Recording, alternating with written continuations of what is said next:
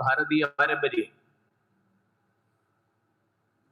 ആധ്യാത്മികതയിൽ അധിഷ്ഠിതം എന്ന് ഞാൻ പറയുമ്പോൾ എനിക്ക് എൻ്റെ മനസ്സിലുള്ളത് ഈ പ്രപഞ്ചത്തിലെ സർവചരാചരങ്ങളും ആ പ്രപഞ്ച ശക്തിയുടെ അംശമാണ് എന്നുള്ള അദ്വൈത സിദ്ധാന്തം. ആ അദ്വൈത സിദ്ധാന്തമാണ് ആധ്യാത്മികത ചുരുക്കത്തിൽ പറഞ്ഞാൽ.